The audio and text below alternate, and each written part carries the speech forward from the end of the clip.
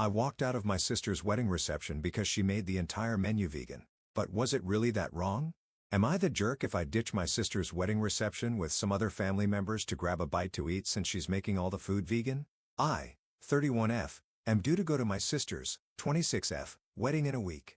My sister and I have never really seen eye to eye, and I personally think that she asked me to be a bridesmaid out of courtesy, necessity due to her lack of female friends. I am neurodivergent and have had issues with food, ARFID, since I was a young child.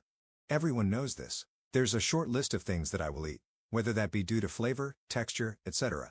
Now my sister embraces the vegan, plant-based lifestyle. Nothing against this. You do you, whatever makes you happy. What I don't agree with is forcing your lifestyle and beliefs onto other people. Let people make decisions about what they eat for themselves. It's not up to you or anyone else to judge. There are many reasons why people choose to eat what they eat. Allergies, intolerances, religion, beliefs, neurodivergence, medical reasons, medication, or just plain preference. Now I've recently found out that my sister has opted for an entirely plant-based menu for her wedding. The menu has been released, and I'm having anxiety about attending because there isn't even so much as a side dish that I will eat. Not only that, but many of the ingredients in the dishes are ones that one of our elderly relatives is allergic to. There's no alternative offered. So I've hopped onto old reliable Google and had a look at what's available in the local area. There's not much. It's pretty remote, but there's a restaurant less than a 10-minute drive away from the wedding venue. Would I be the jerk if my immediate family and I disappeared for an hour or so during the reception to eat food that we can actually eat? Top/relevant comments. Commenter, not the jerk. Be an adult. Contact your sister and say the menu looks great, but due to your condition, there's nothing on it that you can eat. Emphasize that you're keen to support her on her most important day. Ask what she would prefer. 1. You bring some food you can eat with you, or 2. You nip out to the place 10 minutes away, eat, then circle back. That puts her on notice and gives her some input.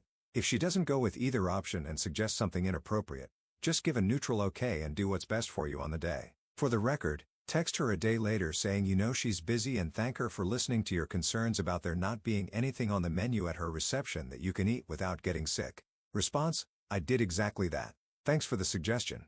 She had a fit at our parents and is ignoring me. I mentioned the allergies in the group and claimed she didn't know.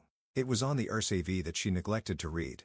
I'm not trying to be a jerk. I just feel that if you're inviting people to an event, everyone should be catered for to some degree. And to spend so much money on food for it to go to waste when it could have been spent on things that people would have actually enjoyed or gone towards something else. Commenter 2.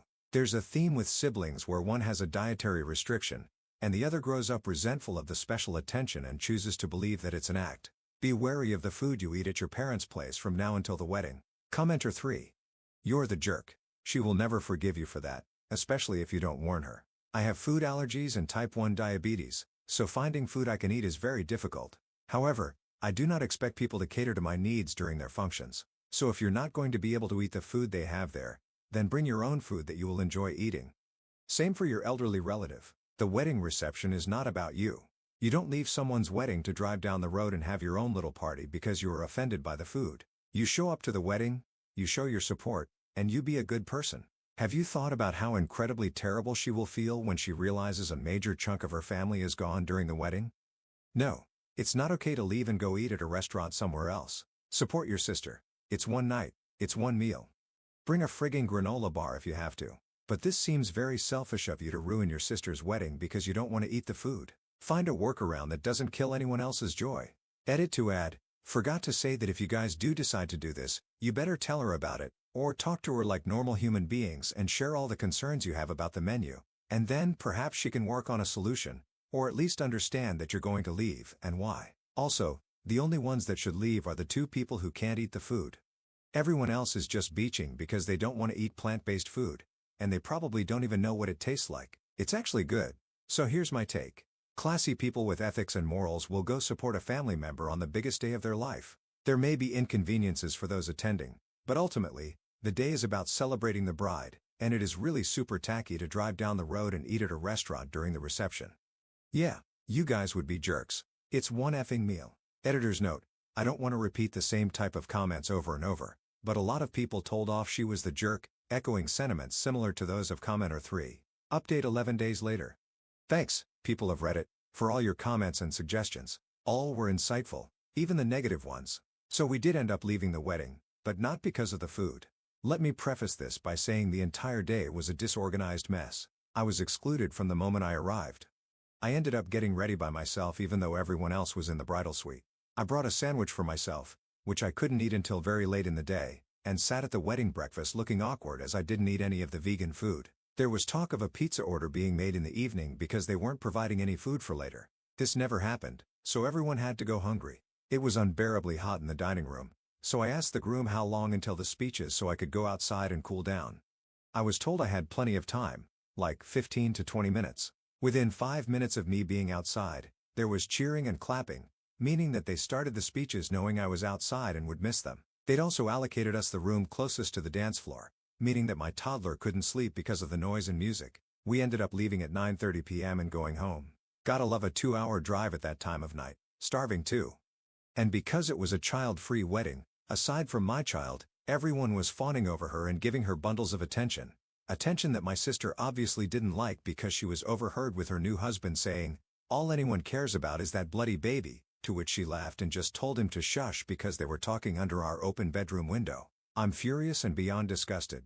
This is the final straw, and I will be going no contact with them both from here on out. I honestly do not care what people say about me, but the moment anyone comes after my child, who's done nothing but exist, then you're in trouble. I hope she's happy with her new family because mine will no longer be any of her concern. Top/relevant comments. Commenter: they sound like tools, but it also sounds like you expected outsized personal consideration for a few things. You could have asked the hotel to move your room, ordered your own evening food, or stopped at a market if you were hungry, and brought sufficient alternatives knowing the meals provided, like the breakfast. Did they not tell you where the bridal suite was? Ops response: we did ask if we could be moved, but all rooms had either been allocated or the travel cot would not fit in the room. I was not told where anything was. We were just led to the room we were allocated. We ended up getting drive-through McDonald's on the way home. Commenter 2. Now, to be honest, you honestly shouldn't have gone to the wedding if you knew it was child-free. I totally understand not having anyone to watch the baby and whatnot, but you were already contemplating not going. That would have been enough reason to just not go. And I'm not saying that your sister talking badly about your baby is okay because it was definitely uncalled for. But this really could have been avoided, all of it. Y'all wouldn't have had to starve all day, nor would she have been given a reason to purposely talk badly about you and your baby. She knew exactly what she was doing. She wanted you to hear what she was saying. Just use better judgment next time. Ops response: she was a flower girl. Commenter 2. Oh, that's foul. She basically used your baby and then purposely talked crap. I would have caused a scene and then gone no contact. Ops response: had I known what was said at the time, I probably would have caused a scene, to be honest. I'm going no contact and returning the bridesmaid/flower girl gift to her. Commenter 3. Did they hire a planner? This just sounds like a pile-up of oversights, or maybe this is how they try to cut costs. Either way, you gotta witness a dumpster fire from start to whatever it was before it ended. Response: I think it was all self-planned, but the spending habits made no sense to me personally. Spent $2.5K on a dress, $8K on food for the wedding buffet, but refused to get any sort of help with planning, evening food, or even a hairstylist for the getting ready part. There were plenty of cost-saving measures that could have been implemented. Commenter 4. I don't understand why you think they should have waited for you to give the speeches. They can't remember everyone's plans and locations all the time. Ops downvoted response: it's more the fact that I wanted to be there. I wanted to make sure we could all be there to listen, and I was misinformed and left out. Commenter 5. Do you think that might have something to do with you constantly finding fault with everything and anything? Grow the F up. It's not your day. Ops downvoted response: so being purposefully left out and starved, plus hating on a baby, is okay in your book. Gotcha.